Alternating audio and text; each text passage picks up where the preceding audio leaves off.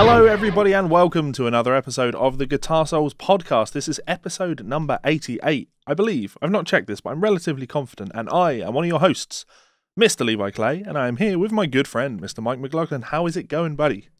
All the better for speaking to you, you big, handsome sod. How are you? I would be much happier if it wasn't 10 o'clock in the morning on a Sunday, but you know, such is life. Well, I'm sure everybody will be thankful that we came out our beds on the Sabbath. We're working on the Sabbath, we're breaking God's rules, just so everybody can, I say everybody, just so a small handful of people can watch us on a Monday evening. Yeah, absolutely. The tiniest handful, but you know, I'm really enjoying those Monday night live streams that this is going up, the premieres for the show. We're getting a good amount of interaction, and it's nice. It's really nice to be able to engage with people on that in a live fashion, because the fan mail is great, and obviously we're going to talk about some of that soon. We've got literally hundreds of emails come through now. Having to read through all of these emails, and there's some, you know, really lovely stories from people. That's nice. But yeah, being able to engage with people live is really cool. So if you want to check us out live, then you can join us for a premiere on a Monday evening, hopefully, if everything goes to plan. Monday evening, my channel, 9 p.m.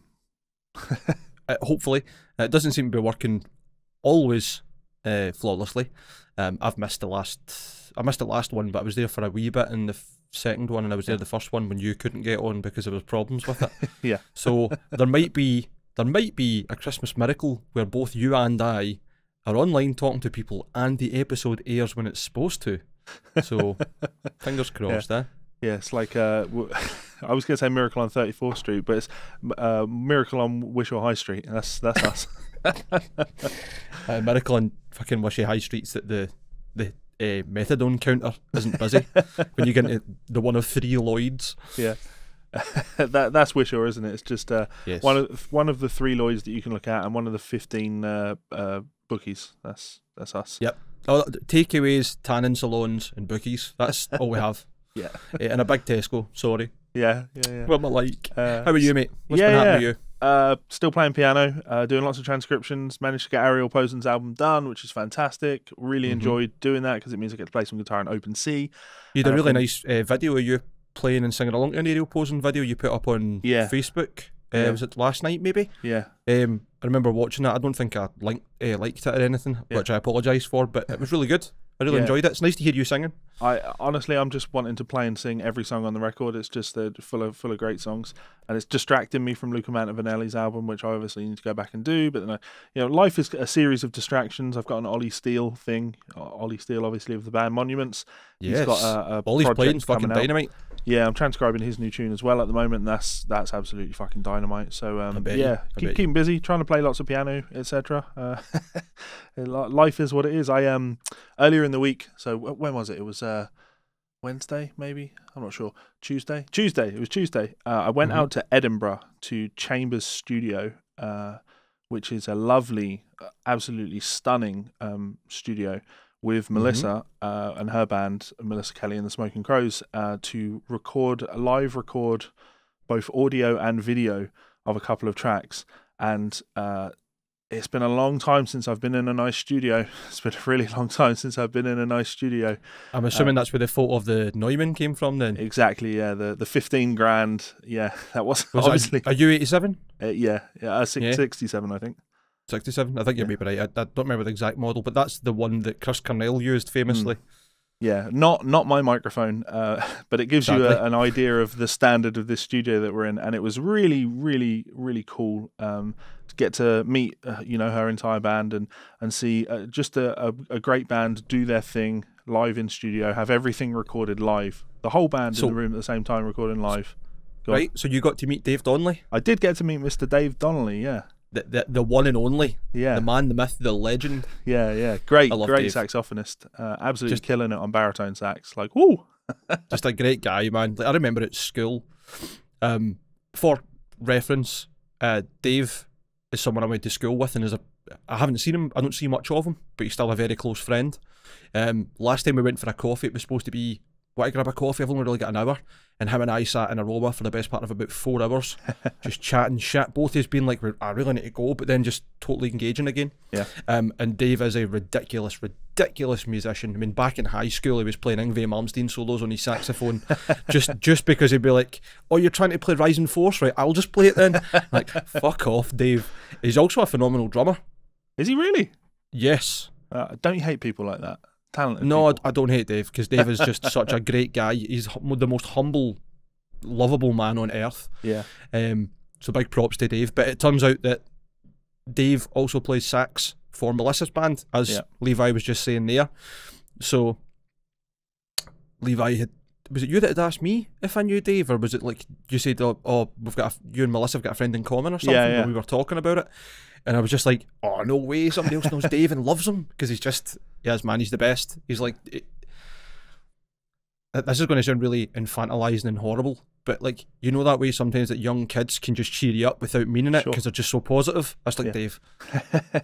He's always got a good outlook in things. Yeah, I dig that kind of positive outlook on life, and it's given me more things to look forward to. I can't wait for these videos and this audio to drop. I'll send Mike some teasers of it afterwards, because I've got a sort of rough mix of everything. It sounds fantastic, and I can imagine. Yeah, the future is looking very exciting. So I hear you've also had some good news this week. Why don't you tell everybody everything that's been going down with you? Yeah, it's not been a bad week at all. I was back at work, which was nice. I applied for, thumbs up, man, because I get paid. Sure. I've applied for a full-time position with the place I'm at as well, which is nice. I applied for and got knocked back for a job, but that's okay, because I got a phone call back the next day, and the only reason was somebody else had previous experience on that exact thing, which is good. It was still nice to get a phone call back. I've applied for a couple other jobs, so we'll keep those ones in the pipeline. The debacle with the interface, I've told the story on and on. I emailed Focusrite again just to let them know. I was wondering what they want to do with that second one not working, and I've troubleshoot it every way I can. Every USB port, different cables, different machine. I tried it in this one in here, and it's just DOA. So they got back to me and said, "Look, we're really sorry for the delay in getting back to you. Since you've had trouble with 2 separate units, we're just going to upgrade you. Would you be happy with us to send you a 4i4 3rd gen instead of a 2i4 2nd gen?" And I was like, I couldn't be unhappy with that. Thanks very much. Yeah. So that's going to happen. And I don't know if I told you this, I scored the Bagheera Tri-Rec for free. Yeah, you mentioned that you were looking for some tubes. Yes. So, yeah, that's nice. So the call goes out. If anyone wants to sell and or send me some tubes, I'd be more than happy to take them off your hands. I need 5 12AX7s, 4 power amp tubes, which are either going to be EL34s or 6L6s, and 2 5U4s. Yeah, if people don't want to contribute, that's fine. I'll just buy them. I'll stop being tight. Well, you know, you're Scottish. You're very core. I actually really like that, and I want everybody to.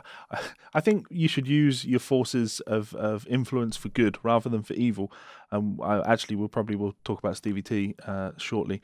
There's one that we never put up. The latest KDH video. But yeah, you should always be using your influence for good. So Focusrite have done you a solid. So absolutely. I feel that anybody listening to this podcast, go and send Focusrite a nice wee message saying thank you for helping one of the Guitar Souls out, because that's a really decent thing for them to have done. We like companies that do decent things. There are lots of great companies out there that do lots of decent things. Speaking of which, did you know? This show is brought to you by Ormsby Guitars. Now, if you've always wanted to try an Ormsby but never had the chance, well boy, do we have a treat for you. Perry and the guys have just sent us over a limited edition 7-string Zakota-topped Futura model, and we're going to be giving it away to one of you awesome listeners. Now, all you've got to do to be in with a chance of winning this stunning instrument is send us some fan mail to the email address GsolesFanMail@gmail.com. One more time, that's GsolesFanMail@gmail.com. This competition will be running for the next 4 episodes of the podcast as we gradually introduce a new fan mail section. So send us anything you like. It could be a funny story, a picture, or even some erotic fan fiction. We can't wait to hear from you guys, and we want to say a massive thank you to Perry and the guys over at Ormsby. Please do go and check them out on Instagram right now. On with the show. So, as always, a huge thank you to our friends and family over at Ormsby Guitars. Those guys are absolutely fucking rock. Please do go and check them out. And of course, do not miss your chance to win that beautiful, that stunning Zero Coty topped Futura model. Send us a bit of fan mail. And yeah, as I said earlier in the podcast, we have had a good few hundred bits of mail sent in, and there's some really solid thing. We'll solidly be able to talk about things you've been sending in for a long time to come, even if you stop now.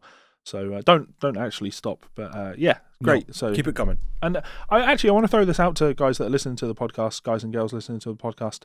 How do you feel about the fan mail section? Like, is it something that you feel like you want to skip over? Because obviously last episode we devoted probably about half of the show to just talking about things that people are sending in. I thought it was great. I would assume that other people think it's great, but of course, if you all think it's garbage, please do let us know. Yeah. Honest feedback is good. There's no point in us getting, I really enjoy it if you don't. So, exactly. Tell us. I can't imagine anyone saying I'm not into it. Yeah. Before we read out fan mail, I just want to give a shout out to KDH because again he has dropped a ridiculously good audio audit video, or a follow up if you like, on Stevie T, and it's always worth looking into stuff like that because, you know, a lot of the fan mail that we've got has said that a lot of you guys found my channel via my Rage Time videos, and as you know, I don't do those anymore. And it's not because I don't want to do those anymore. It's just because it doesn't really fall in line with what I think my content should be. And if I want to rage about things, I can do it on this podcast. So since I've got to know Kaylin, like more often than not, when I find something that really gives me a rage, I send it to him because he just does a better job of that type of stuff than I ever did. So do go and support his work. His channel is growing at a good speed, and the latest video on Stevie T is fantastic. So yeah, it's well worth going and watching and thinking about. Think about the things that he says because you know, he makes some really, really good points. He does. His content's very, very good. And what I like about him as well, he's got the journalistic ethic of always reaching out for a comment from people, whether he gets one or not. And then he's like, cool, I'm going to report on this. Here's your opportunity if you want to respond or argue your case. But either way, here's a deadline for me talking about these things. Yeah. And I thought that video was really good because he pointed out all the parts that prove that Stevie T hasn't taken anything on board. Yeah.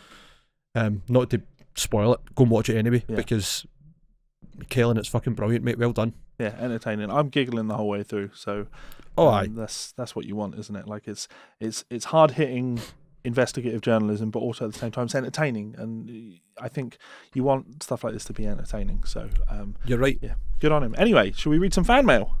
Absolutely. Right, okay, I haven't seen any of the fan mails, so same again. I'm going to just continue it in this format, I think. Levi will pick stories that he wants me to read, and we will go through them. Because Levi can't read. Well, you must be able to read, you just can't read out loud. Good point, yeah. So, let's batter in. How many have we got? Quite a few. I think it's 5. Oh my goodness, 5. It's 35 pages. Amazing. Can you double check this first one, Levi? Just because the sign off is different from the name. Just in case you've got them mixed up. No, that is correct. Okay. Yeah. Right, so we've got John King. Hi, this is John King from Bonnie, Scotland. So we're neighbours. Good man. You're one of the good cunts. Love watching you guys. Funny, interesting, and best of all, honest. Fair, man. Like, there's no point in doing something if you can't have the integrity. And I don't know if this comes across as me sucking up your arse, Levi, but you've always been a bastion of integrity. It's always been I'm just going to stick by it, true to myself, and that's it. And I really respect you for that. And I do admire you for that. To be just being honest. The golden rule in life, right, is it's always much better that people hate you for who you are than like you for someone that you're not. So well said. And I always try and do that as well. Yeah. After suddenly being hit by anxiety and depression 6 months ago, you both have helped me a lot, especially Mike. He gave me the courage to seek help and even let my employers know, which was a great weight off my shoulders. Doing great now, thanks, with the help from Sertraline. Keep up the great work, friends. Me and you, brother, Sertraline gang. Yeah. In all seriousness, well done, man. Congratulations. The hardest part is just doing that first step of I need to get something done, and I'm really glad you've done something positive for yourself and it's working out. I really am. If there's anything you want to chat about with either one of us, you're more than welcome to. You can get my experience on it. Yeah, the first couple of emails are both kind of that mental health thing, which it does mean a lot knowing that something that is normally there's a bit of a stigma surrounding it, that we can be open about it and talk about it and encourage some positive change. So good to know that you guys out there are taking positive steps. So as I say, that is one reason why we chose this email, but I also like the next bit. So P.S. If I am lucky enough to get my name picked out the hat for the cracking guitar, and as you guys have helped me to see some positive times ahead, especially getting a guitar back in my hands, I'd love to pass on the guitar to Josh, the new dad, only if he's not one of those Tories. Lol, only kidding, as I have all I need. Good luck, Josh. John, you are a fucking beautiful human being. That's so nice, man. What a great wee community we seem to be building here. Like, I say that as if like I've got any credit for other people being great, but well, no. Your personality attracts people, right? Oh, true. Okay, I'll give you that. John, that's so nice of you, man. If your name does get pulled out the hat, I'll make sure we send you something else as well. Then, if Josh is going to get the guitar from you, because that's just too kind of you. It's too kind. That's so nice, and I'm really glad that you're doing better and things are looking up for you. I'm finding the sertraline almost like a sidechain compressor. When shit's getting too hard or too good, it's like I'm not super excited, I'm also not super down, and I seem to be dealing with things pretty well. I don't know if you feel the same way. If you ever want to chat about it, like I said, hit me up, hit Levi up, we're always here, and thanks very much for reaching out. Yes. This is class. Yeah. So, a reader who wanted to remain anonymous. Okay, Anon. Yeah. Alright, Levi/Mike, how's things? Good, mate, thank you, how are you? Levi, you need to answer as well, come on. Very good, Anonymous, thank you very much for asking. That's good. One question for Anonymous before we go any further. Do you frequent 4chan? Because that's a dangerous place. Yeah, he is many. That's that. Hope you're both well. Just thought I'd drop a bit of fan mail, as I'm a fan and I'm male, so I guess that makes me eligible. Haha. Yes, it does. Thank you. I just want, and females, by the way. It's not fan mail as in patriarchy. I just want to say that I think the podcast is incredible and I look forward to it every week. Thanks very much, man. It definitely makes it worthwhile. Like scheduling a couple of hours out to talk shit with a good friend of mine that I love, for then other people to jump in and listen to us talk shit and pad our egos that our opinions are worthwhile. Yeah. As cliche as it sounds, I found the podcast at a time where things were going a bit downhill for me this year. Unfortunately for me, I discovered you at about episode 40 or 50 or something. So with being furloughed from work, I had loads of time to kill. So pretty much binged them from episode 1. Thank you. I just want to jump in on that and be like, that when I read that worried me, right? Because I was like, Jesus, was furloughing way back in episode 40 or 50? Man, this thing's been going on a long time now, hasn't it? Like, yes, almost we're getting on for half the length of the podcast has been during this situation, and it's getting worse. Obviously, but it was only announced last night that Scotland are going to further lockdown. Yeah, but it's after Christmas and New Year because the virus doesn't care. It's taking a holiday, and also more importantly, no one else, the public won't care. No, that's true. That's very true. I want to say thanks very much for even going through the back catalogue, and I would be very interested to hear your thoughts on how we've changed and if that's positive or negative, and what else you would want to see us do, or anything we did that we don't do now that you liked, that you would like us to bring back. I know there's a lot of stuff there, so if you want to reach back out and tell us some stuff you would, like some actual feedback, I'd be more than happy to hear that. I have one, right? Every now and again I just nip back to episode 1 and I put it on for 2 or 3 minutes just to hear the massive change in audio quality. Because you started showing off and getting really, really good with plugins. Yeah. And nice mics and, making an effort. That helps as well. That's it. Not recording in a cave as well. Well, we've had quite a change, man. Remember that episode we did in your dining room? Lying on the floor. That was fucking ridiculous, man. But started at the bottom, now we're here. Yep. Know what I mean? I can't remember the exact episode, but something Mike said about his mental health resonated with me, and later that day I decided I'd phone the doctor and ask for some help myself. You're picking all the ones that are making me feel good. I'm getting like all fuzzy inside. I've since received and still receiving the help that it's helped me to no end. So much so I got offered a promotion at work and I decided to take it. If I hadn't spoken to the doctor, my defeatist nature would have won and I would have declined the job offer. But thanks to you both talking about mental health and me genuinely feeling a connection to you guys, it seems to have done me a really good turn. So I thank you both for that. I'm only 6 weeks into the new job, but it all seems to be going well. Oh man, that's amazing. I mean, I don't mean this in any diminishing way or being weird, but that's all you, man. Don't thank me and Levi. You did it. The hardest part is just going, I need to do something about this and making a positive change. So well done to you. I think that's an incredible step for you, and I think that I would imagine having something so positive happen in a bad time after you've made a positive change will have made you realise how much better you can make things for yourself to no end, and that it's not as bad as you thought, or at least that it's some sort of a change in your mood positively. So well done, man. That's fucking awesome. I would love to say that I was in the same position, but well done to you. That's amazing. I know a lot of people are struggling at the minute and are out of work, and I don't want to sound insensitive talking about a promotion at work, but I just want to say that I think it's partly down to you both that I was in the right headspace to have the confidence to go ahead and accept the job offer. Things are looking up for me, and I thank you both for that. You've not said anything bad by saying that you've been lucky enough to do well during lockdown. Nobody's going to grudge you that. And again, I'm kind of speechless that you would think that Levi and I are some form of influence on you for doing that, and thank you for that. I hope that we are a positive influence on you, but again, all you. The first step's always got to be you. You can lead a horse to water. You can't make it drink. I wanted to pick emails like this because it would be very easy to think that we're picking emails like this because it polishes our own egos, thinking that we're making some sort of change. But actually, no, the reason I pick emails like this is because I know there are people out there that are maybe just on the edge of making some change and getting some help with things that they're struggling with. I know that there are, you won't be looked down on for it, and who knows how good life could be this time next year if you take those positive steps. So look after yourselves. Yep, absolutely. Any forward step, all progress is better than no. Slow progress is better than no progress. Anything you do that's good for you is good. I was telling Levi, I think it was off air, Nancy and I have been eating vegan. Yeah. And I have lost weight without even meaning it. And I've been eating a lot, but because I'm not eating meat or quite as much shit food, everything's been kind of reasonably healthy. That's came from nowhere, and it's feeling good. And it's not, I've not been hyper focused on it, or it's not really been a big effort. But I mean, that's been a wee positive change even for me, and these wee things can obviously make a big difference. Let me just finish reading this then. Sure. So in a nutshell, I just want both of you to know that myself and no doubt many others hold you both in high regard, and having two solid dudes putting the world to rights on a weekly basis is a welcome break from the monotony of the day-to-day. Thanks again and keep up the good work. Merry Christmas and Happy New Year to you both and your families, and I wish you all the best for 2021.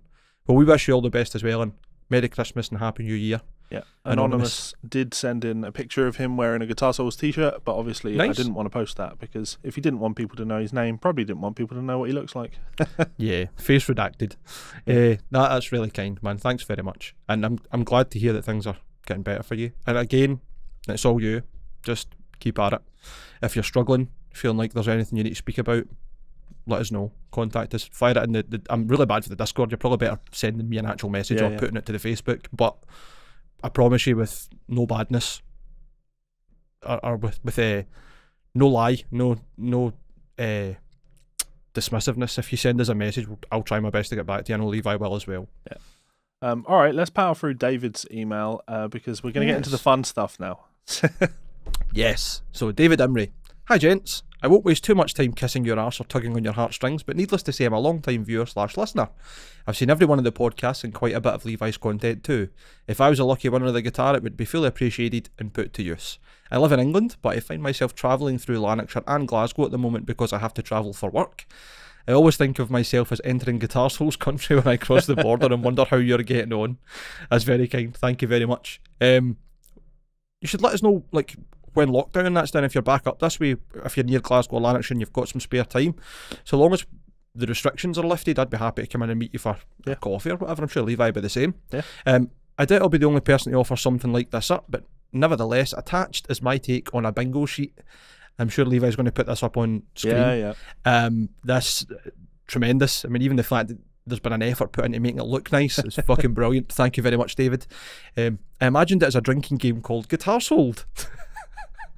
Hopefully the sheet is self-explanatory. Take a drink every time something listed happens. I meant to do one since before the completion, but that lovely competition, sorry. Yeah, sorry. But that lovely Ormsby motivated me to put pen to paper. I realise some people listen to the show while driving or at work. For them or anyone who doesn't drink, I might suggest forfeiting money into a jar instead to fund the next piece of gear or to donate to charity, perhaps only to be spent when something some long-awaited event finally happens, such as Lance Benedict delivering a guitar or Levi obtaining a 10k Telecaster. Thanks very much, David. That's good. And that when Levi sent me the Guitar Sold podcast drinking game image, I was fucking killing myself laughing. It's so good, man. Yeah, so good.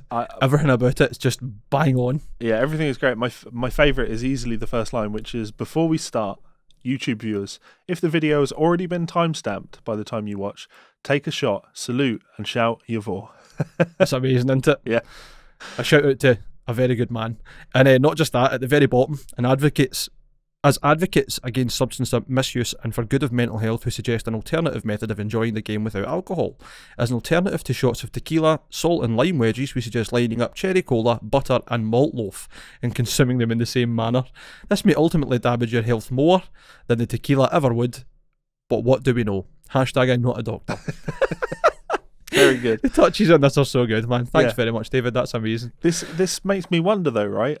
I don't think we've ever talked about malt loaf on the show, so that I feel that's David just letting his personal enjoyment in there. Maybe. I'm sure I've mentioned it because I do eat Serene quite a lot. Yeah, I'm a big fan of malt loaf. So lots of salted butter on it. Oh yeah. So yeah, David, thank you so much. Thank you. That's it. Next time you're up, David, we'll all go and buy some Serene. Yeah, and we'll have a bar at with some butter in a park somewhere. It'll be freezing cold.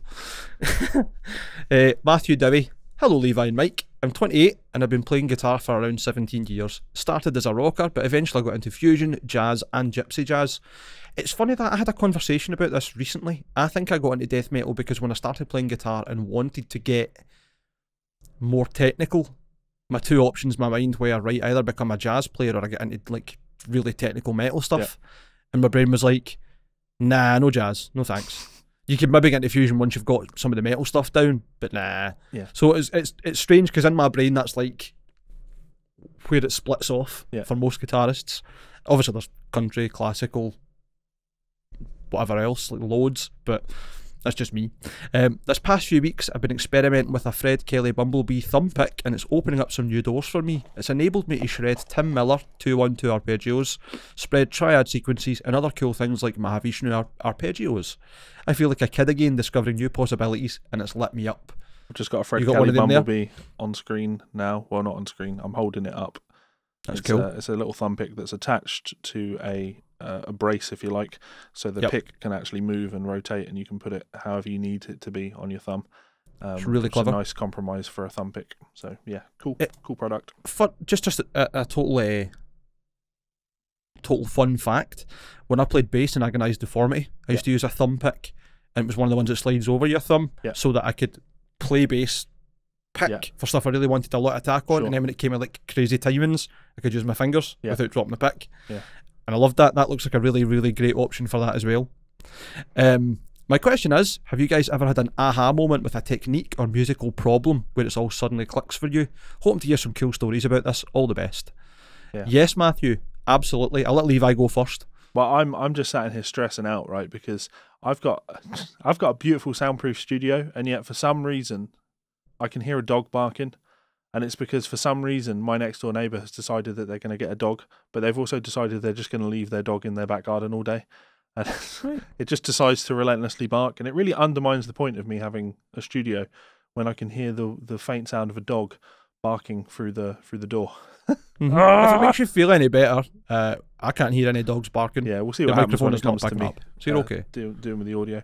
Okay, so in terms of an aha moment with technique or musical problem that suddenly clicks for you, for me, it's certainly been less of a technical thing.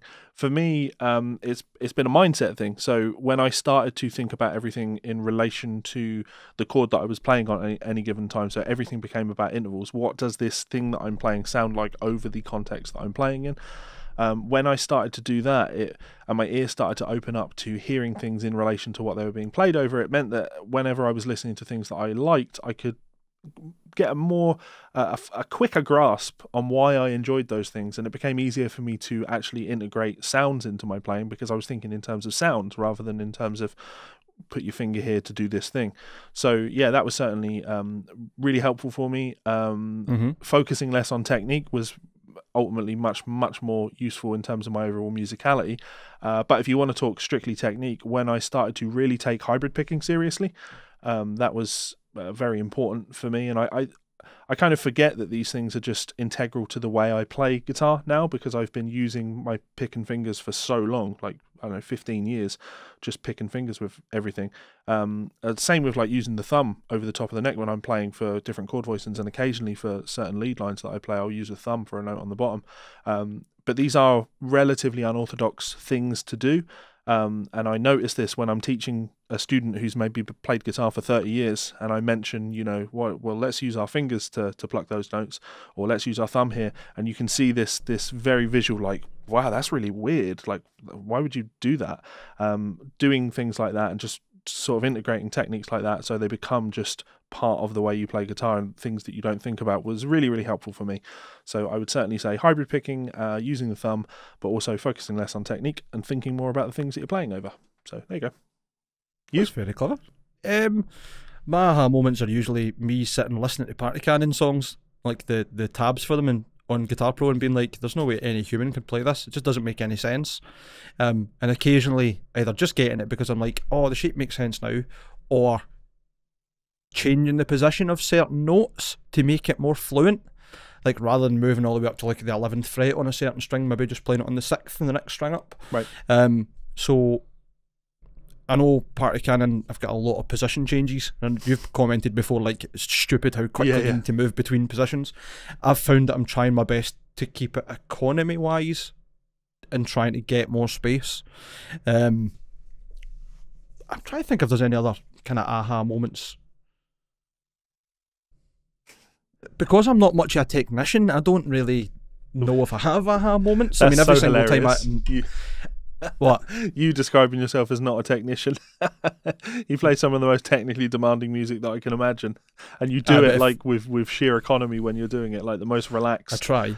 Hands. It's and describes himself as not a technician. Ha ha ha. The new Party Cannon is due to get recorded in a couple of weeks' time, and I've been practicing that to no end. And getting the last song down was a nightmare. But when I got it, I was like, oh my god, and it was genuine like stress off my shoulders. But there's still parts in all the songs where I'm like, I need to think about what I'm playing rather than it just be muscle memory. Sure. Maybe that's an aha moment, knowing when to switch on the brain and knowing when to let muscle memory take over. Okay. You ever find that sometimes it's just like, if you just let the flow go, then you fall right into the pocket, but if you start thinking about it, then you're more prone to mistake? It's one of those really hard things to kind of vocalize, because I think like what you're really talking about there is a nice kind of spin on what I'm trying to get at with things, which is when I stopped thinking, like, but by forcing myself to think about intervals, thinking about harmony and the way things sound, it put me in this place where I could then stop thinking about those things, and I was able to relax more when I was playing and listen more and react more. But the only way I could ever achieve that was by focusing on hearing sounds and thinking about what the things are going to sound like. And then when I play, it's really just conjuring those sounds up. So you hear something in your head and you play that thing, and that applies to improvisation, but also in terms of when I'm if I've got a piece there that I need to memorize and teach it to someone. There's a couple of pieces that I teach to almost all of my students, but I've not taught them for, I don't know, let's say 2 months. I've not had to give this specific lesson. Now when that lesson rolls round, I can play that piece without hesitation, and it's not because I've really remembered the fingerings for things, it's because I've ingrained what it sounds like. I'm singing the piece in my head as I'm playing it, so all of these chord voicings and stuff, I would know how to do them because I can hear what that next chord coming up is. And it's such an esoteric way to talk about things, like, oh, I can hear, just visualize the sound of the chord in my mind, audiate the chord and play the chord. But yeah, the more you focus on that, the less thought goes into the things, and the more, I don't want to say muscle memory, because I think when you say muscle memory, you're talking just purely like no effort. You wouldn't have to listen. Yeah, and it's, for me, like muscle memory is a combination of things that your hand know to do, but the combination of my hand knows what to do because internally I know what that thing is going to sound like when I do it. So yeah, that's fair. That's really good. That's quite an aha moment, I think. That being able to anticipate what you're going to play, but without a lot of hyper focus. It's still natural, but it's like I know where this is going because I've listened to it before. Yeah, that's cool. Thanks very much, Matthew. That was great. If I think any more, I'll be happy to come back to this. I'm sorry if I didn't give you the answer you were looking for or as much info as possible, but generally speaking, I just try and play. Because I've been really bad at writing a lot of stuff, or not writing more accurately. Yeah. I don't really have a lot of aha moments in that regard, whereas I really should get the fucking finger out and do some recording. I've been writing riffs for forever, and I just haven't really done much. Yep. So, finger out. Anil, is that how you say this name? I was going to go with Anhael, but well, yeah, Anael. I'm going to look it up, so I apologise. Haniel, Hebrew for the joy of God. Okay. I hope that's how I say, or that's how it's pronounced. I hope I'm saying it right. And cool fucking name. Hi guys, I listen to the show every week now from YouTube. But when it started, I used to listen to it on SoundCloud because I'm one of those bedroom musicians. Aren't we all? Yeah. Even the ones on stage are bedroom musicians, don't kid yourself on. And actually, I might be one of the few who pays a monthly subscription to listen to Go Plus Music, which is SoundCloud Premium. Wow. Have you got any plans to do a live show one day? We've done one before. We did the TTM endorsement form and laughed at that to the high heavens.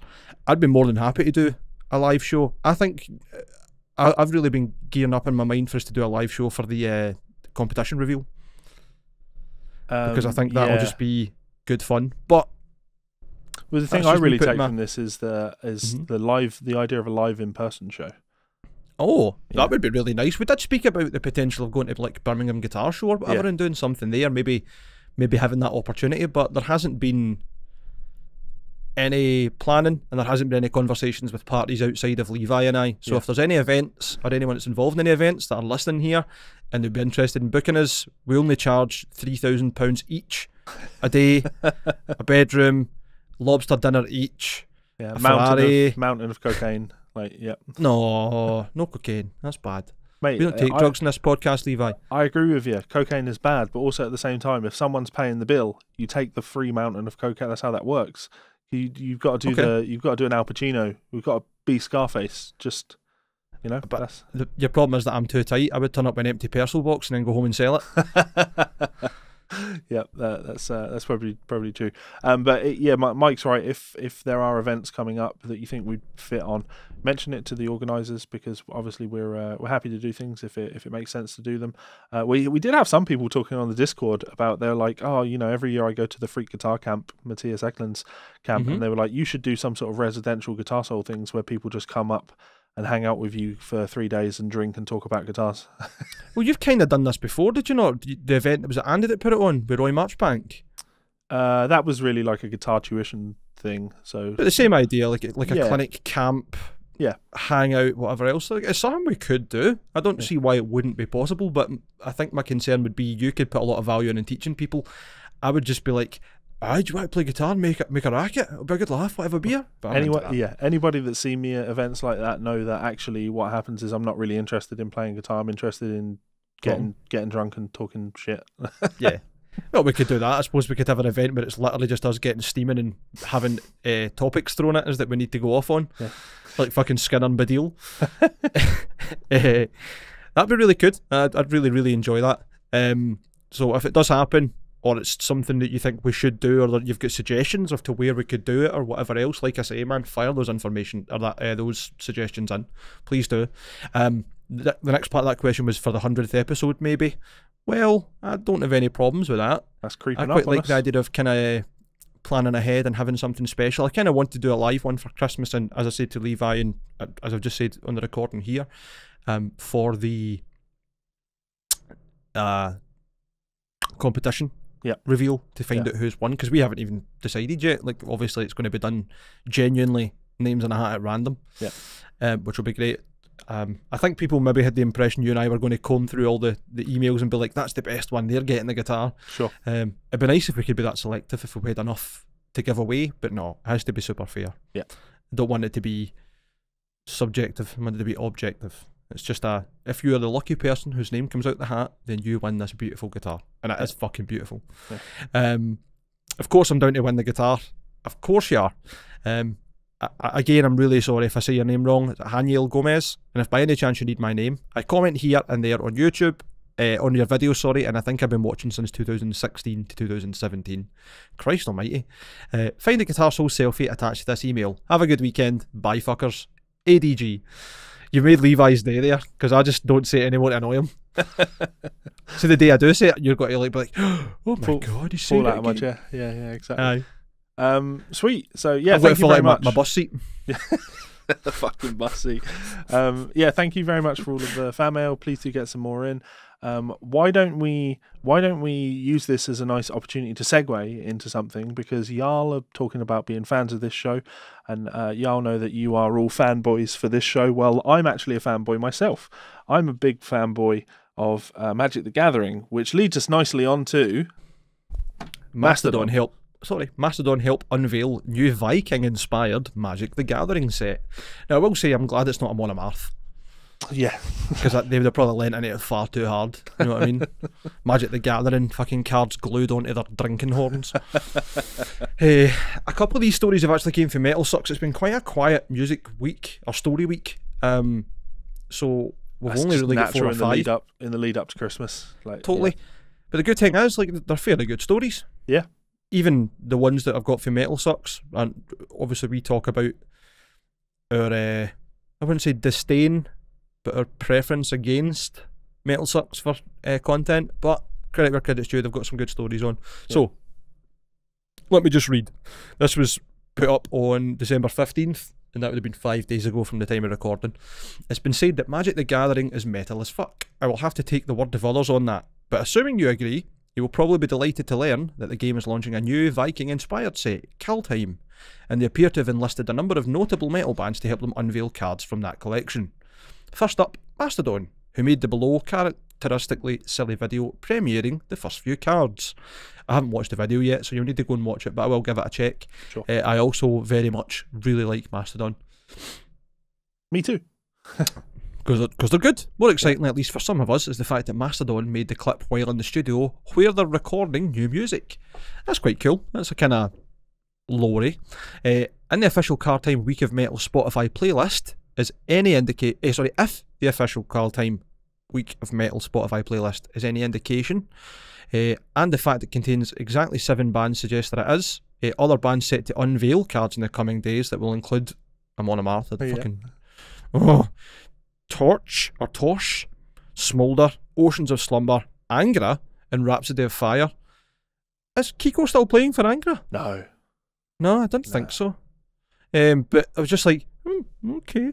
Focus right in there. If the post does well, we'll continue to keep you updated. If not, we won't. Don't look at me that way. I've got 4 kids to feed. I've not watched the clip. I'm going to watch it probably after the show. I don't know if you're going to play it on here or whatever, but I would advise them to go and watch it because I like Mastodon. Their music's fucking great. Yeah. You've got... Yeah, I that thing at the start, they they mentioned that Magic the Gathering is metal as fuck, right? And I thought that what they were linking to there is the latest Secret Lair set. So they've done some Secret Lair cards, which are regular cards, but they've done special printings of them with special artwork, and they've all been done up. Like they've done this special artwork to make them look like brutal death metal artwork covers. Right. Okay. Maybe not brutal death metal, but certainly like that death metal. The font that is very hard to read, but then there's ridiculously cool imagery for things.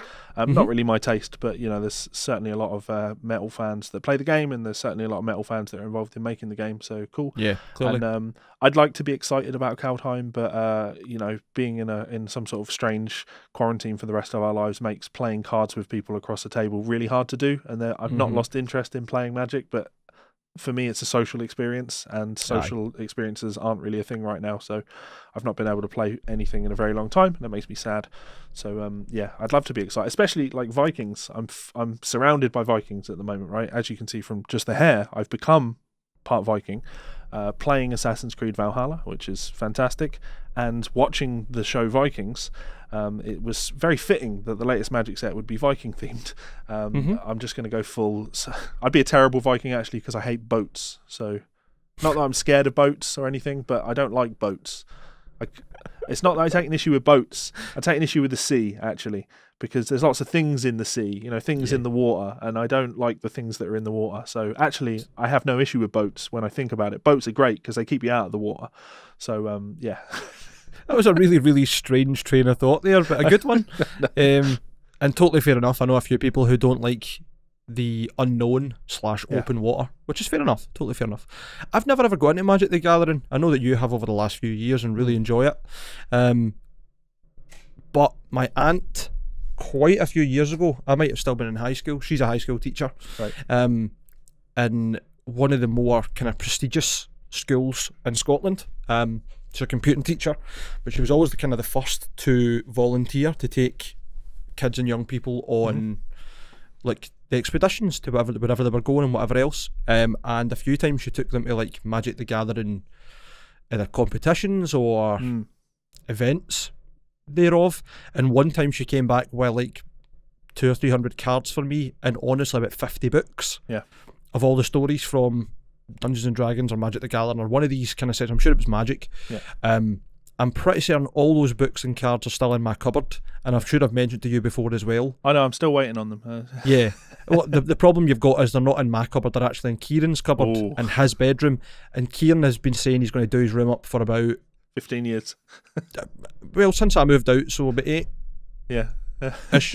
So maybe he'll do it one day. Yeah. Once they happen, you can have them. Yeah, I'll throw this out there, Tony, on watching the show.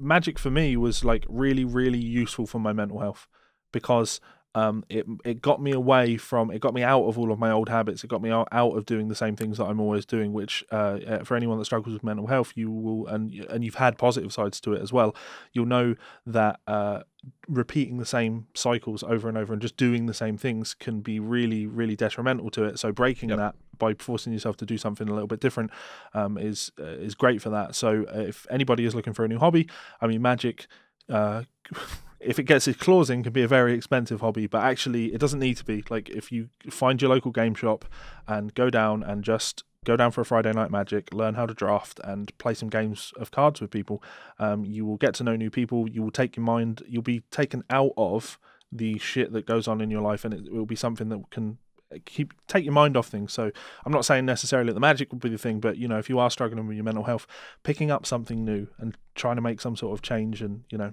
meet new people and talk to people and take your mind off of your struggles, great thing to do. So thank you very much to this. You have almost bankrupted me, but I've also had a great time. So yeah, and nice that it's crossing over into the world of metal. Unfortunately, in the world of metal, actually Scott Stapp's not really metal, but let's go with metal. Unfortunately, oh my goodness, you are powering through the stories here, eh? Well, you don't want to be here all day, do you? Nah, that's good. I'm sure people will be bored enough to listen to us when we've not actually covered any content. It's just me and you talking shit about people inflating our egos. Yeah, which has been nice. I'm not saying that in any disparaging way. Sure. I mean, this has really ruined my segue. I'm just going to finish it because I decided I'm doing it. So, unfortunately, Scott Stapp is deciding that he's going to make a crossover from being a metal singer, he's not a metal singer, to film. So, yes, Creed's Scott Stapp to portray Frank Sinatra in a new movie about Ronald Reagan. What a strange turn of events. Of all of the people in the world that could play Frank Sinatra, someone decided that Scott Stapp is your guy. Can I just say that we all should, as soon as we think of Scott Stapp, look up Scott Stapp singing the Pledge of Allegiance. That is a baseball game. It's something else, man. Or was it the Super Bowl halftime Creed with the flying angels and shit? Yep. The two amazing performances. Anyway, I'll read a wee bit of this. This is from spin.com, and this is recent as well. This is only December the 16th, so 4 days ago for the time of recording. When you think of Frank Sinatra, you probably don't envision Scott Stapp, the former lead singer of Creed. But for those whose first impressions of Sinatra comes from next year's Reagan, a Ronald Reagan biopic starring Dennis Quaid, that's what they'll get. Stapp will play the legendary singer, as first reported by Billboard and Spin can confirm, in the upcoming Sean McNamara directed film. The cast also includes the talented Penelope Ann Miller, Kevin Dillon, better known as everyone's favourite handsome brother in Entourage, and ancient actor turned Trump supporter John Voight. It's an odd cast, but maybe that's just what the doctor ordered to kick off Stapp's acting career. Either way, the experienced frontman is excited to portray such a legendary artist on the big screen. Sinatra in performance mode was an exercise in restraint, Stapp told Billboard in a statement. He had this steely, stylish swagger, and the sheer presence commanded a room. I was excited to join the cast and blown away by the on-set attention to detail, style and overall production. Can Stapp's acting chops take Reagan higher? Will he be welcomed by Hollywood with arms wide open? Only time will tell. That was quite a few nice wee Creed puns in there, wasn't it? Yeah. Mind there was a Creed song called Bullets. It'd be good if they put a bullet between my eyes as soon as this comes on air. I don't... You know what? I'll probably end up watching a wee bit of it just to see what it's like. Sure. It'll be interesting. Yeah, I just nipped off to Twitter there to check something because there was a time where Scott Stapp followed me on Twitter. He no longer follows me on Twitter, apparently. Shitbag. That was one of my happy things because he follows like 200 people and I was one of them. No idea what. Well, okay, so I did meet Scott Stapp when Andy Wood was touring with him as his lead guitarist. And to be fair, he put on a great show when I saw him with Andy playing guitar. And he was very nice when I met him. He came over to talk to me and said he'd heard a lot about me from Andy and was happy to have me there, etc. So, which he had no reason to do. So, positive opinions on Scott Stapp, but ultimately, he's always going to be a bit of a meme because Creed are terrible and he's got a bit of a substance problem and keeps fucking things up when he's in projects. So hopefully he gets the help that he needs. I don't wish him any harm. I hope the project goes well. I hope people love him as Sinatra. It just seems like a very odd choice for me. Yeah, absolutely. As I said, I'll probably watch it. I just thought it'd be funny to talk about Scott Stapp as an actor because he pulls such crazy faces when he's singing. I can imagine he's going to end up making some crazy faces in the film. Yeah. Anyway, speaking of interesting projects, will we shimmy on to speak about... I was also going to do a wee segue about memes, but we'll no bother because we take the piss enough out of this, or one of these people. Liquid Tension Experiment officially announced new album and release a teaser trailer. This doesn't really bother me or excite me too much. I thought it might excite Levi, being a former Dream Theater addict. Yeah, even when I was a huge Dream Theater fan, I never really dug Liquid Tension Experiment. I was a big Dream Theater fan, and that meant I dug Dream Theater. And the vibe that Dream Theater had. Liquid Tension Experiment is instrumental, and it wasn't what I was into, which sounds crazy when you think about it because nobody listens to Dream Theater for the vocals, but I've always been more about songs than I have been about instrumental music. There's certainly examples of instrumental music that I like, but generally speaking I always lean towards bands that have singers. It's why when I had to release an album, I had to have a singer. Like, I don't write instrumental music. It doesn't appeal to me. So Liquid Tension Experiment, don't get me wrong, like I've certainly listened to the first two Liquid Tension Experiment albums many times, but then certainly not some of my favourite albums or anything. During that Dream Theater era, obviously Petrucci released his first solo album and didn't do anything for me. There was also The Evening with John Petrucci and Jordan Rudess, which was a duo instrumental album, which again just didn't really do anything for me. Not for me. No, thank you. Fair enough, totally fair enough. It's not really my cup either, but I'm not much of a Dream Theater fan. However, it's clearly interesting to the music community because again, it's been reported on, and it was being it was rumoured, and there was kind of whispers through the air when the four of them joined up together with face masks on that spelled out LTE3. So I'll give this a quick read. Is it officially official? Liquid Tension Experiment are making their first new album in more than 20 years. The progressive instrumental jam band features two current members of Dream Theater, Petrucci and keyboardist Jordan Rudess, one former member of Dream Theater, which is Mike Portnoy, and King Crimson bassist Tony Levin. Is it Levin or Levin? Levin. They often sound like Dream Theater without the worst part of Dream Theater. Funny you say that. The last album, Liquid Tension Experiment 2, came out in 1999. They haven't so much as played live together since 2008, so it caused a stir earlier this week when Rudess shared a photo of the quartet wearing face masks that spelt out LTE3, as in Liquid Tension Experiment 3. If we're going to go with an album that's 3 letters and a number, you have to go and listen to RTJ4 by Run the Jewels. Hip hop album, fucking amazing. Killer Mike and LP. I have to comment on the Metal Sucks reporting here that they've put wearing face masks that spell out LTE3, and then they've had to go on to explain, as in Liquid Tension Experiment 3. This is a story about Liquid Tension Experiment releasing a third album. The people that have got this far in the article are probably Liquid Tension Experiment albums. And you know what? If they got to that point, LTE3, and they were like, I wonder what it means, explaining it to them probably won't help. Yeah, you're probably bang on with that one. Yeah. So Inside Out music label manager Thomas Weber said, what happens when you put 4 of the most talented musicians on the planet in one room? LTE. We all have been waiting for this album to happen for a very long time, and it makes us very proud to be releasing this album. This one is for the fans. I'm surprised you managed to get that out, Thomas, with that big giant cock in your mouth. Like, you couldn't have filleted the band any harder. Yeah. 4 of the most talented musicians on the planet. Well, that's a bit of a bold claim. I'm not saying they're not talented, not known as being very good, but the most talented? Okay. I would say that's probably subjective. Petrucci then adds, we've all known Thomas Weber for a very long time, and Jordan and I recently discovered how great it was to finally get to work together when Dream Theater joined the Inside Out family a few years ago. There really is no better home for LTE, and we all look forward to doing great things together.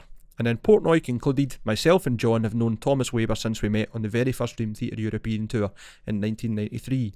Since then I've worked with him in Inside Out for the past 20 years with Transatlantic, the Neil Morse Band and Sons of Apollo. When LTE finally united this summer, we knew there was no other label that we could call home. Oh. Yeah.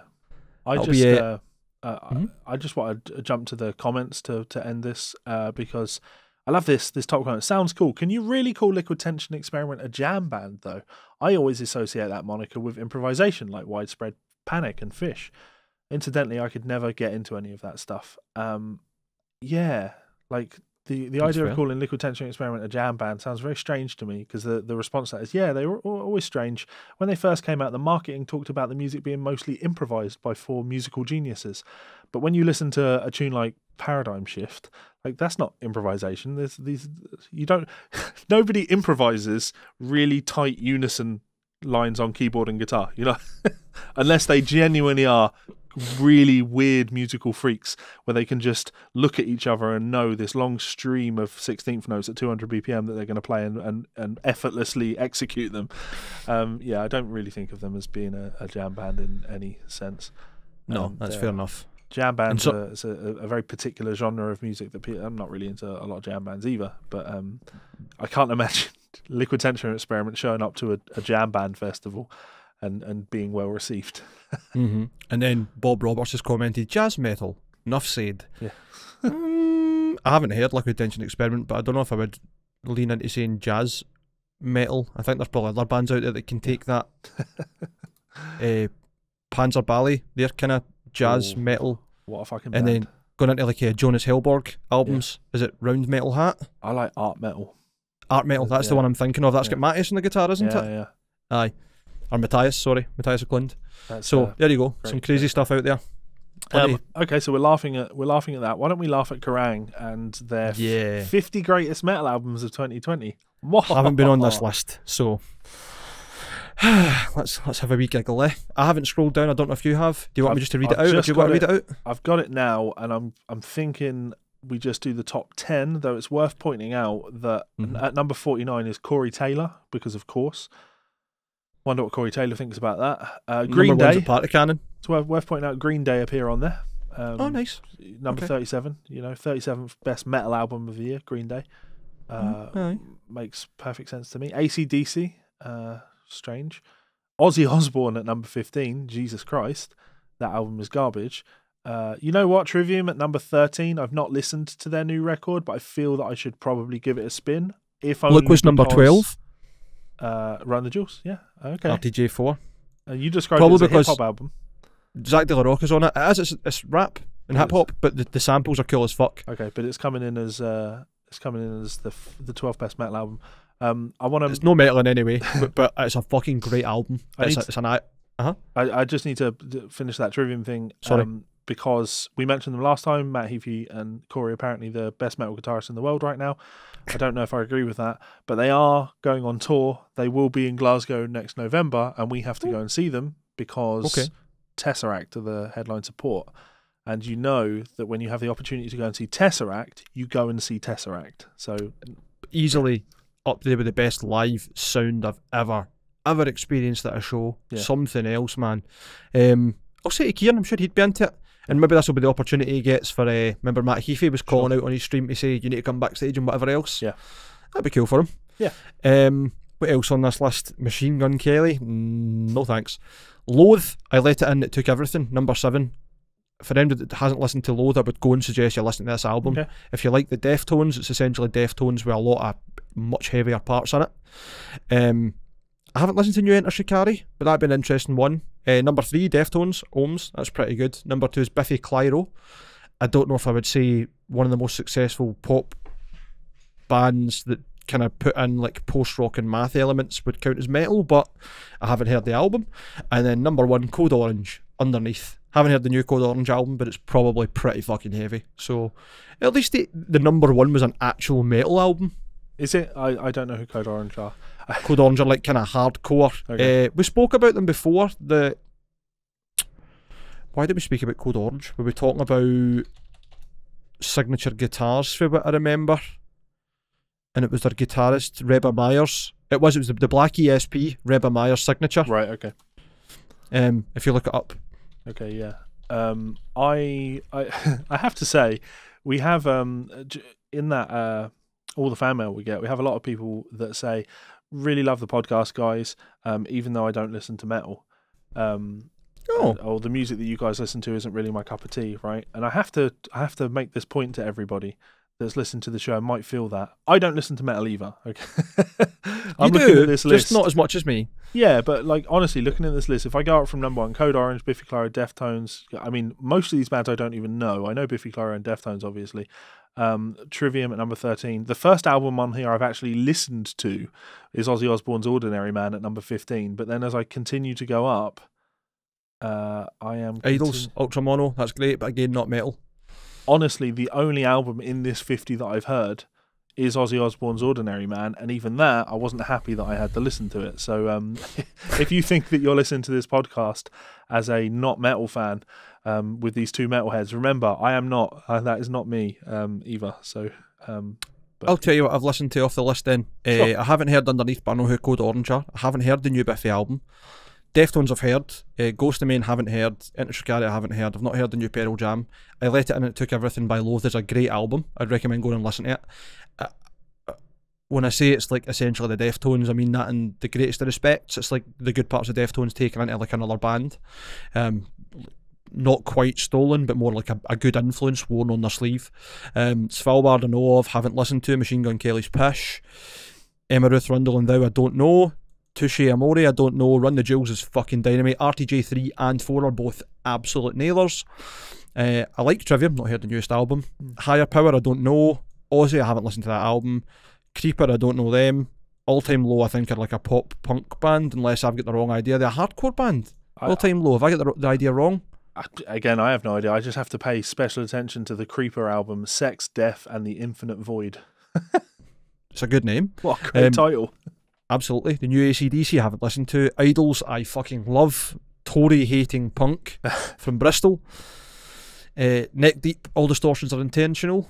Neck Deep are apparently one of the hardest bands to go and see live in the kind of beat down hardcore scene. For what I understand, I might be talking total shit. You're starting to give me the fear now, Mike, that you're actually going to read through all 50 of these. Killer Be Killed are like a supergroup. They've got... Please continue. I'm going to have a drink. Let me know when you're done. Yeah, I'll see if there's anything else on the list I would recommend. The Mr. Bungle, Raging Wrath of the Easter Bunny demo. I've only heard Sudden Death off that, but that's fucking tremendous. Palm Reader I tried to listen to. I found they were like a almost Tesseract-y kind of leprosy band. It was quite good. Napalm Death, obviously I don't know who Napalm Death is. I listened to that Pussiford single, the newest one, it's Pish. Poppy's album's pretty good. The rest of it, Hayley Williams, Petals for Armour, is a fucking great album. It's not metal, but it's fantastic. You'd enjoy it. It's really good songwriting. I think she played all the instruments on it as well, which is even cooler.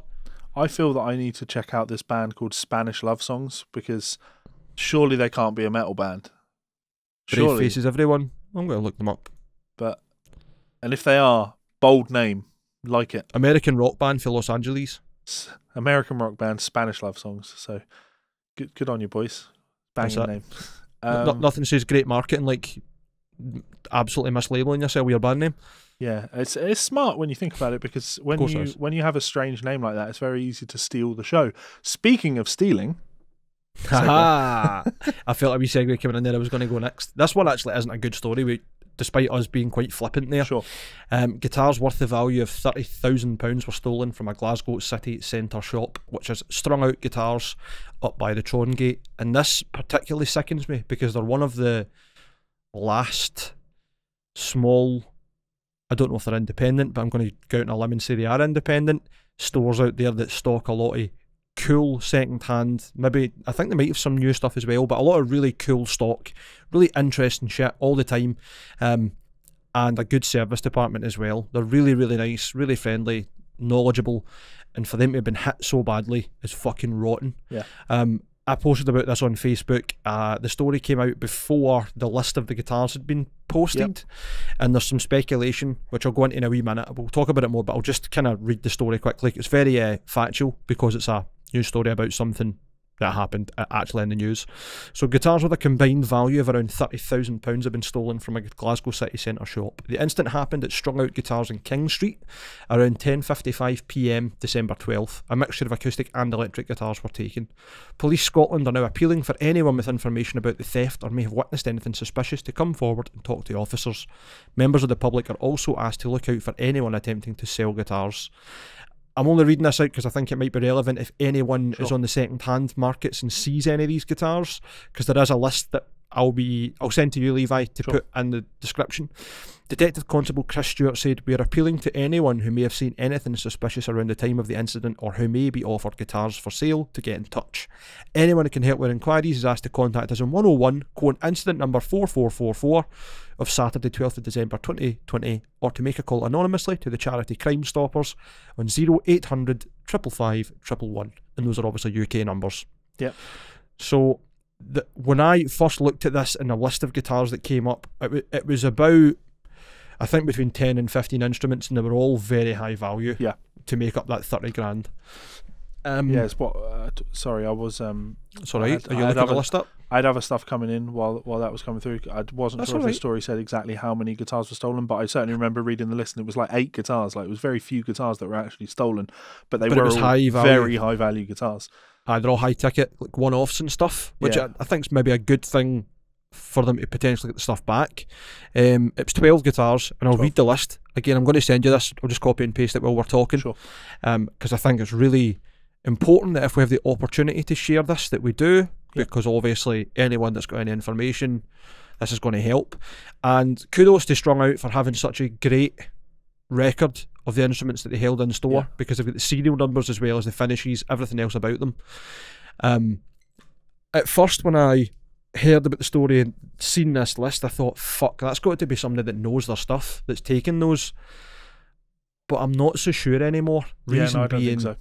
They've got a really, really good stock in that store, a lot of one-off, high-end, interesting guitars, but more importantly, they've got tickets on all the guitars that give you all the information that's here. Yeah. So, plus obviously the prices.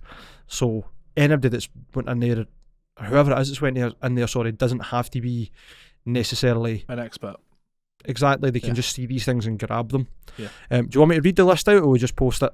I'll post it. I just I want to just sort of say to anyone listening, like, I think that the reason we run with a story like this, obviously it's very localized to our music scene. If you are currently listening from Tennessee, this probably isn't of much use to you. But if you are a young man or young lady living in Tennessee, and you are like me and you spend a lot of time on the internet, you probably see guitars being sold secondhand, and you never know where these guitars might end up. You might see them pop up on Reverb. You might see someone selling one on Reverb. It might be listed incorrectly or whatever. If you see one of these guitars, spread the word. Like, get these out there. I don't know, that's another way of looking at it, really. You might not see these guitars, but again, spread the word, because someone might see these guitars, and the further this information goes out, the harder it is for these guitars to be shifted on. And, 100%. Yeah, it's relatively likely that they will make their way back to the original owners, Strung Out Guitars. And if they don't, it will be impossible for them to sell them because everybody will know about these guitars.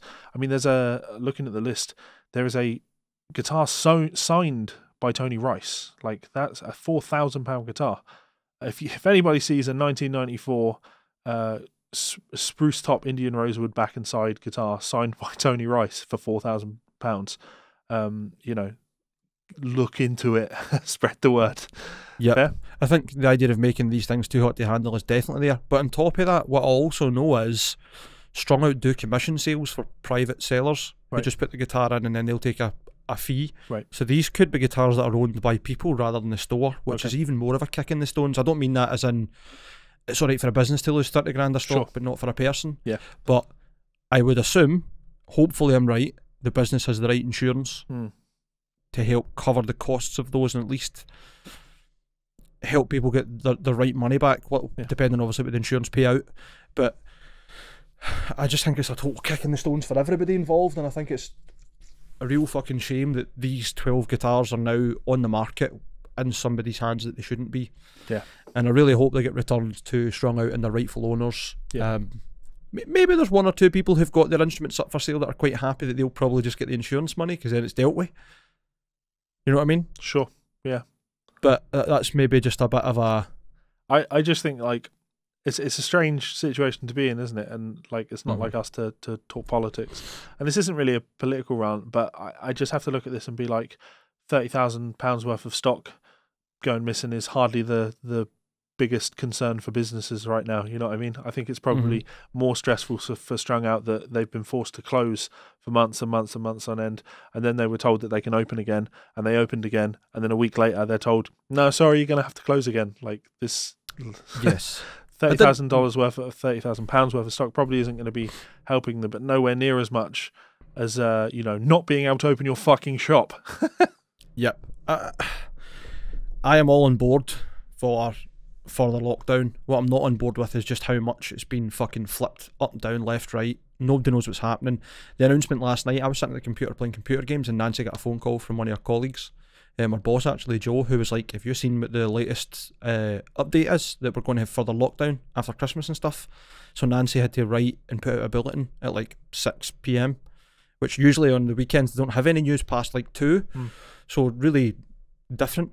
But just thinking to that, like, right, okay, so the schools have all been perfectly fine to be open for the last however many months with 30 kids per classroom mingling, and then hundreds of them in halls and out in the yard, and then all the teachers being exposed as well, for it then to be, it's definitely not safe, so we're going to do some home learning with no notice to teachers in January, but you can still go back in for the next 2 days before the end of term. Like, no, I'm sorry, if this virus is super contagious, they shouldn't have been back in at all. Yep. Just don't be fucking fannies and get the finger out. Really? And I hate to be... I feel like I'm in between, because I want to say that I think the Scottish Government have done all right, but they've also made some great mistakes.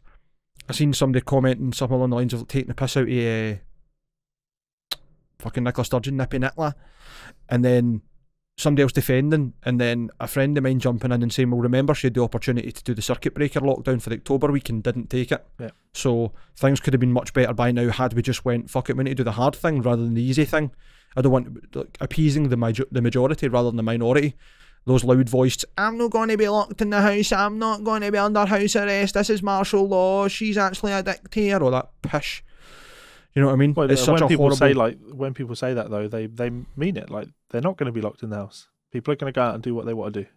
Of course they are. And on their heads be it that other people are going to then be transmitting or catching the virus, as well as the fact that the relative governments to the UK haven't done enough to put the infrastructure in place to get everything sorted. Canada's been paying all of their residents $2,000 a month to stay home in furlough. Mike's doing his universal basic income thing. I told you guys. I said next episode Mike's going to do universal basic income. get the drink, didn't you? I actually think genuinely that would be a great thing. I think that the evidence has shown that trickle-down economics don't work. The lockdown would work. All power is in the actual labour of working class people, and that the economy more than has enough ability to pay these people, but the current governments our current government, as in Westminster and the Treasury, just won't.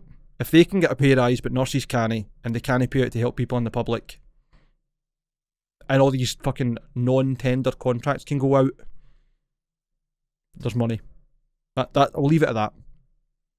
I mean, there is money. I keep getting it. They keep sending it to me because they keep having to make me shut my business down. I can't have people come to my studio. So I genuinely think you are one of the lucky minority, because I know so many people who are self-employed, or worse yet, employed by or have lost their jobs, and weren't able to get furlough, who aren't in the position that are getting that support. It's fucked up, and there's people that are getting like absolutely pumped with it, like, oh, you signed up for this tax credit that you get £30 a month, or you're not entitled to any other help, when they've went $3,000 down a month or whatever. It's insanity. Anyway, all I really want to say is I hope everyone is safe and well. I hope these guitars turn up, and I hope that my camera stays on for longer. I was just seeing your wee face there. I thought I'd cheer you up with that. Anyone sees any of these instruments, obviously phone the police. I would think these will be the kind of things that will be a couple of months before they turn up, potentially in like cash generators, or for anybody that's savvy, they'll maybe turn up in reverb. But yeah, bad times. Bad times. I don't know why I want to finish up by laughing at this tiny little detail on this article from Glasgow Live. It says it's by Laura Ferguson, and then specifies that she's a journalist. What? Right. I'd imagine she's freelance. And they're just trying to pad her. But you're writing you're writing news for a website. Of course you're a journalist. I wouldn't blame her. That's probably Glasgow Live that put that. No, in. Sure. Like, I'm not criticising her. I'm just saying, just in general, like, whoever is the editor of this was like, well, we better specify that she's a journalist. She's writing news. Of course she's a journalist. By Laura Ferguson would have done the job. So what can I say, Mike? Sometimes I like to be a little bit picky. I can be quite pernickety about these little details. Sometimes I'm really, really picky about things. So for the last 3 weeks, I've been being really picky with all our listeners and telling them that what they need to do is send us some fan mail. And they're like, Levi, why do I need to send you some fan mail? And there is a good answer for that, because did you know? This show has been brought to you by our friends over at Ormsby Guitars. We want to thank Perry and the guys for their ongoing support, and remind you all to head on over to their Instagram page and their website to check out more information on the upcoming pre-orders of the RC1 and the Goliath Run 14 models. Stunning guitars for an incredible price.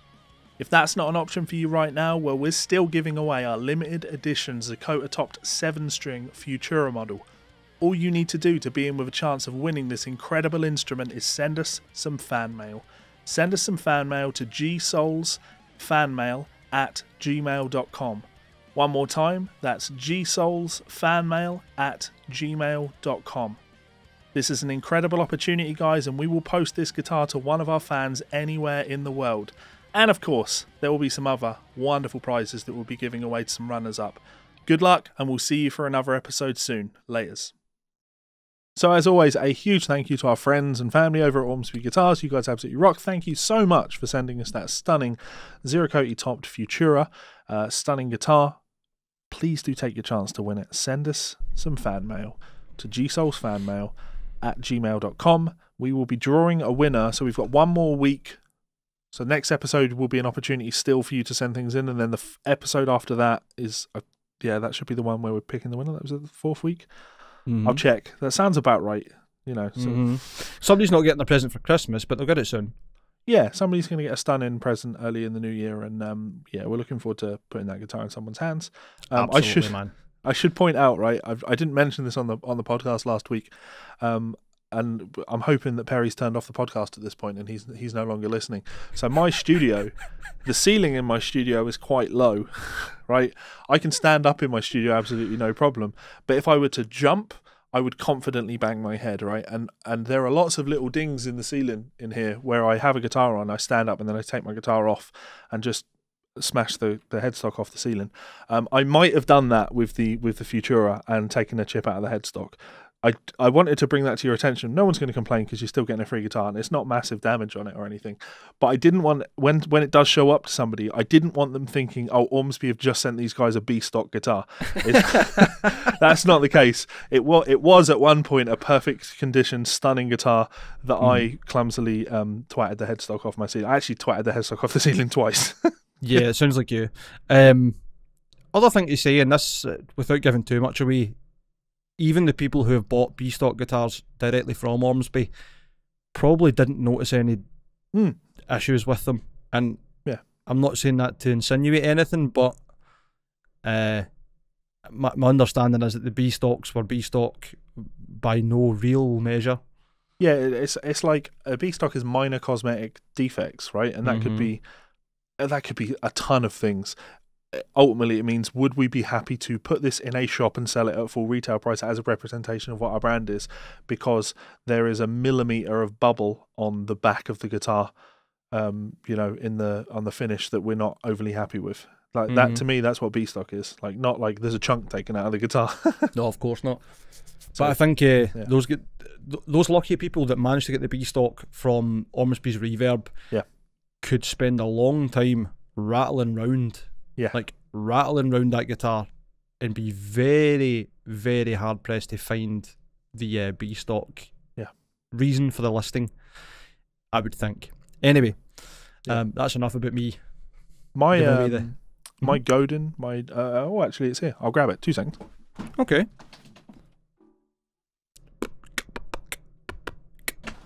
Just remember that there's also a Telecaster on the floor behind me, and I've just rammed my chair into it. This guitar is actually, this is a B-stock guitar, and you can probably see why it's a B-stock guitar. What, you mean that slight change in colour on the top? Yeah, that slight. I mean, it's a knot, isn't it?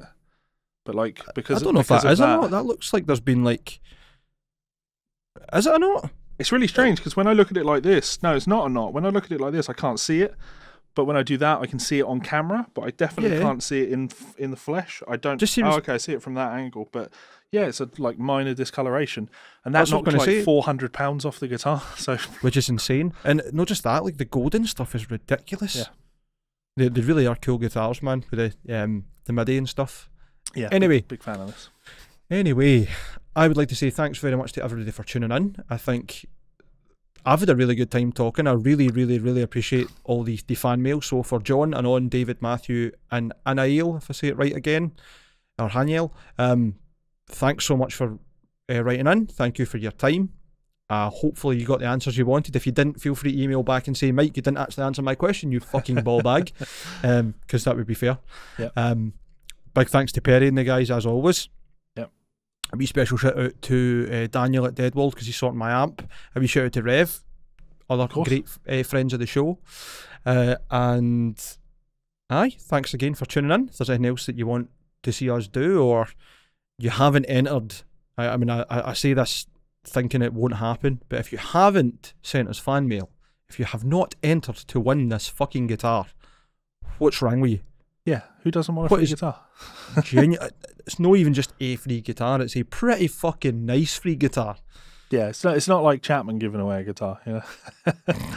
This is come on, we're not sniping here. But we're always fucking sniping. We are, aye. We're that's just what ball bags. Let's go snipe Stevie T. Mike, until next time. Enjoy your coffee. This hurts me. I don't drink coffee, so I'll enjoy my emptiness. Goodbye.